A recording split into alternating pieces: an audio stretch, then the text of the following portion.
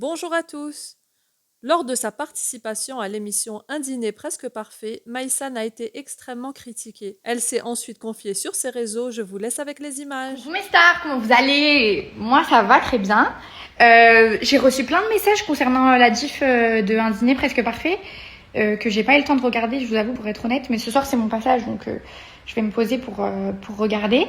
Mais vous m'avez tous envoyé des messages pour me dire que je me faisais sacrément tacler par, par les personnes qui ont partagé la semaine avec moi, genre plus particulièrement Sylvain et Asma. Je sais pas pourquoi, alors que moi j'ai été gentille au repas de tout le monde. Est-ce que vous trouvez que je suis trop gentille avec les gens? Parce que ça va pas là. J'ai reçu des extraits, vous m'avez envoyé des extraits. Je me fais défoncer gratuitement alors que je dis que des éloges. Enfin, je veux dire, je vais vous raconter comment ça s'est passé un petit peu. Je vous explique comment ça s'est passé. Moi, je vais faire un dîner presque parfait. J'adore l'équipe de prod, donc je me dis trop bien. Genre, on va kiffer, ça va être super cool et tout. Donc j'arrive good vibe en fait. J'arrive en mode, on va parler de nourriture. Je suis tombée face à des personnes qui, je pense, meurent d'envie de faire de la télé-réalité au sens les anges du terme. Parce que de me faire défoncer comme ça, genre de vouloir faire des clashs sur une histoire d'avocat ou de tomates mal coupées, par pitié, c'est tellement chill. Bref, j'ai le... Bon, Antoine et Mado, mes pépites, je les aime trop. Mais je parle plutôt de ceux qui m'ont critiqué, de ce que j'ai vu du moins. Le Sylvain, là, s'il vous plaît, est-ce qu'on peut se poser 5 minutes 5 minutes. Et j'étais sous pression de la personne. Dès le début, il pouvait pas me casse. Le gars est venu là pour pécho. Tout le temps montrer son corps dévêtu.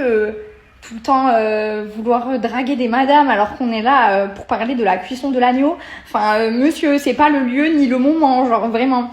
Donc, j'ai quand même, par gentillesse, respecté le repas de la personne. C'est-à-dire que le gars il nous reçoit tout nu. Enfin, je sais pas, là, il a des vêtements tout fins, on voit la forme de son zizi, ça n'ouvre pas l'appétit à personne, tu vois. Et en plus de ça, après, il nous sert un champ de légumes. C'était la toundra, c'était râpeux, c'était tout rêche, c'était dégueulasse. Et pourtant, je ne l'ai pas dit parce que ma maman m'a éduquée en mode, on peut pas dire des choses comme ça. Je vous jure, je suis trop choquée de voir les images que vous m'envoyez, de voir à quel point les gens ont été méchants avec moi. Genre, j'étais la personne à dézinguer, genre. Parce que quand j'essaie de trouver le peu d'éléments positifs dans un plat par politesse, puisque je préfère accentuer sur la sauce est bonne plutôt que de dire ton poulet n'est pas cuit. Asma en IT elle me traite de grosse hypocrite, machin. En fait, c'est pas de l'hypocrisie, c'est du tact et de la politesse, mais je comprends que cette notion soit profondément étrangère à ce genre de personnes, étant donné qu'ils n'ont fait preuve ni de tact ni de politesse avec moi. Donc du coup, le premier terme qu'ils arrivent à mettre là-dessus, c'est hypocrite. Bah non, c'est de la bienveillance. Parce qu'une personne a passé 10 heures à cuisiner pour moi et donc du coup, je préfère relever les éléments positifs plutôt que de dire oh là là, oui, c'est mal dressé dans l'assiette, gna gna gna, c'est pas beau. Non. Mais je suis choquée de voir le rendu des images, je suis choquée. Alors quand vous allez voir mon repas ce soir, vous allez voir, vous allez halluciner. Je vais vous laisser regarder mon repas de ce soir et je vais vous laisser me dire ce que vous en pensez. Mais vraiment, je me suis posé la question, est-ce que c'est mon statut de meuf de télé-réalité qui fait que les gens se permettent un manque de politesse aussi affligeant, genre. C'est même pas un peu dissimulé. Genre, ce soir, dans mon repas, ça va jouer avec la nourriture. Mais c'est même pas un manque de respect vis-à-vis de moi. Genre, c'est un manque de respect vis-à-vis de tous les gens qui regardent. Enfin, je sais pas, j'ai le tiers de ton âge et je m'apprête à te donner une leçon sur ne joue pas avec la nourriture. On est en 2022, ça devrait être à portée de tout le monde. Et genre, non, c'était moi, dans leur tête, c'était moi la méchante, c'était moi qu'il fallait défoncer. Je suis perturbée. Je suis vraiment très perturbée. Je me permets de vous en parler pour que vous compreniez parce que ce que vous voyez là en caméra, c'est typiquement le reflet de ce que je vis en société tous les jours. C'est-à-dire que là, il y a 50% des personnes qui sont à table avec moi qui ont décidé de juste me dézinguer. Quoi que je dise, quoi que je fasse.